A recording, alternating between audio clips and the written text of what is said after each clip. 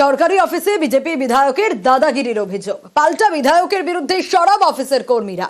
এ নিয়ে বাঁকুড়ার স্কুল পরিদর্শকের অফিসে তুল কালাম। দাদাগিরির অভিযোগ মানতে নারাজ ছাতনার বিধায়ক।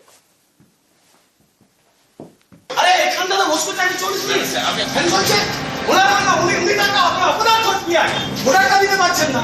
আমার তো সন্দেহ হচ্ছে যে উনিও আমার সেই সিভিল পিআই কিনা।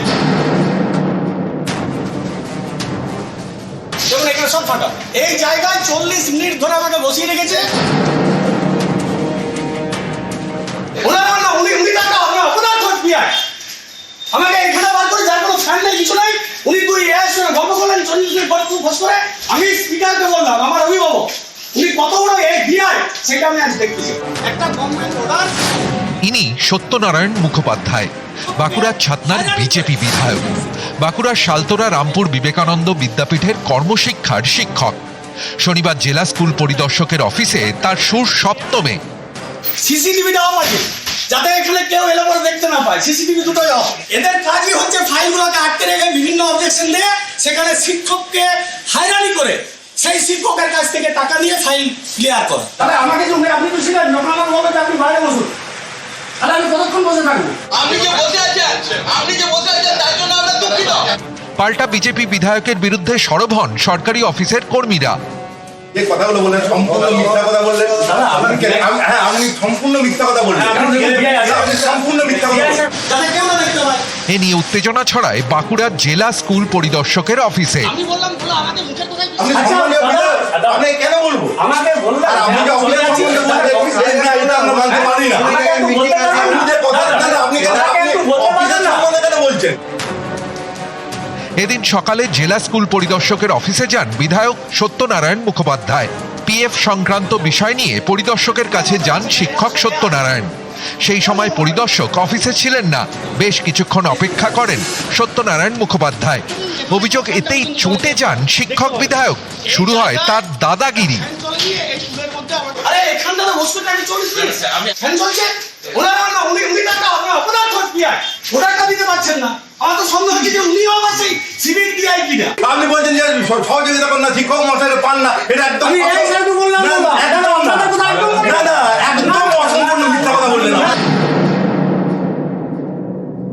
একজন শিক্ষকের কাছ থেকে, একজন জনপ্রতিনিধির কাছ থেকে এই আচরণ অত্যন্ত দুঃখজনক। উনি বিধায়ক হিসেবে যেভাবে এসে পরে পরিষেবা নিতে চাইছেন জোর জুলুম খাটিয়ে, এর জন্য আমরা প্রতিবাদ জানাই। সরকারি অফিসে ঝামেলা করে কর্মচারীদের কাজে ব্যাঘাত সৃষ্টি করা এটা একটা আইনত দণ্ডনীয় অপরাধ। যে অবিলম্বে বিধায়কের বিরুদ্ধে ডিএম এর কাছে কমপ্লেন করা হোক, দরকার হলে থানায় কমপ্লেন করা হোক। এ দাদাগিরি করেছে আপনারা ভালো করে আপনাদের চোখের সামনে দেখেছেন। সিসিটিভিটাকে বন্ধ করে রাখা হয়েছে। প্রতিবাদ করবে, রাজ্য দেখাবে বিরোধীদের কন্ট্রোল করার জন্য। কিন্তু আমি আমার বিশ্বাস আমি আমার যিনি অভিভাবক বিধানসভা স্পিকারকে আমি বিষয়টা জানিয়েছি। আমাদের মতন শিক্ষকদের এর চেয়ে বড় দুর্ভাগ্য আর কিছু হয় না। বাঁকুড়া থেকে প্রিয়ব্রত গোস্বামী, নিউজ 18 বাংলা। প্রতারণার বড় অস্ত্র আর্টিফিশিয়াল ইন্টেলিজেন্স। এআই টুল ব্যবহার করে সাইবার প্রতারণার অভিযোগ। ভয়েস মেসেজ পাঠিয়ে কৌশলে টাকা হাতিয়ে নেওয়া হচ্ছে বলে অভিযোগ। সতর্ক থাকার পরামর্শ বিশেষজ্ঞদের।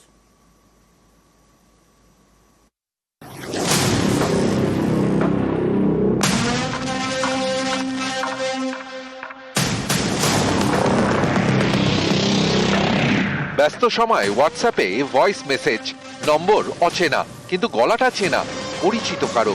বিপদে পড়ে সাহায্যের আর্জি করছেন, টাকা পাঠাতে কিউআর কোডও দিলেন।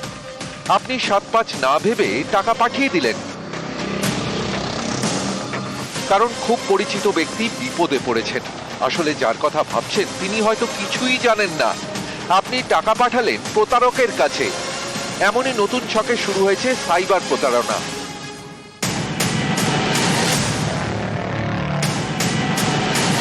বিশেষজ্ঞদের মতে হোয়াটসঅ্যাপে ভয়েস মেসেজ পাঠিয়ে প্রতারণার বড় অস্ত্র আর্টিফিশিয়াল ইন্টেলিজেন্স বা এআই। প্রযুক্তির সাহায্যে আপনার পরিচিতর গলা নকল করা হচ্ছে, তারপর টাকা চেয়ে আর্জি করা থেকে কিউআর কোড পাঠানো, সবই করছে প্রতারকরা একদম নিখুঁতভাবে। এভাবেই চলছে সাইবার প্রতারণা। আমি তোমার গলাটা প্রথমে শোনাই, তুমি যেটা বলেছো।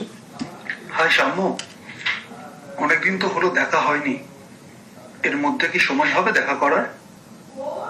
তাহলে উইকেন্ডে দেখা করে যেতে পারে। তার মানে তুমি আমার উইকেন্ডে দেখা করার জন্য অ্যাজ এ মেয়ে হিসাবে তুমি একটা কথা আমায় পাঠিয়েছো, সেম গলা তোমার। এবার আমি কিছুই না, জাস্ট জেনারেল স্পিচ যে মুহূর্তে করবো, এটা যেই অপারেট হাই শাম্য, অনেকদিন তো কয়েক হলো সেকেন্ড। দেখা হয়নি, এর মধ্যে কি সময় হবে দেখা করার? তাহলে উইকেন্ডে দেখা করে যেতে পারে। কয়েক সেকেন্ডে তোমার গলাটাকে ঠিক তোমার অ্যাকসেন্টে যেমন ভাব ভারিককে সেরম ভাবেই একটা মেয়ের গলায় কনভার্ট করে দিল। আমরাই না সহজে সোশ্যাল মিডিয়াতে পপুলারিটির জন্য বা নিজেদের সেলিব্রিটি বানানোর জন্য বা একটা ইনকামের জায়গা তৈরি হয়েছে বলে ভেবে আমরা আমাদের বাচ্চাদের ছবি, বাচ্চাদের ফটো, বাচ্চাদের বাড়িতে নানা রকম কবিতা বলার ধরন, এই বলার ধরন সব কিছু ডিজিটালি আপলোড করছি। একটা ভয়েস ক্লোন করতে গেলে জাস্ট 10 মিনিট লাগবে। এটা পেইড ভার্সন একটা টুলস।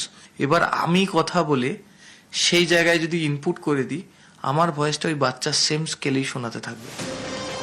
একসময় ছিল ওটিপি পাঠিয়ে সাইবার প্রতারণা, তারপর এলো সোশ্যাল মিডিয়ায় বিনিয়োগের টোপ দিয়ে প্রতারণা।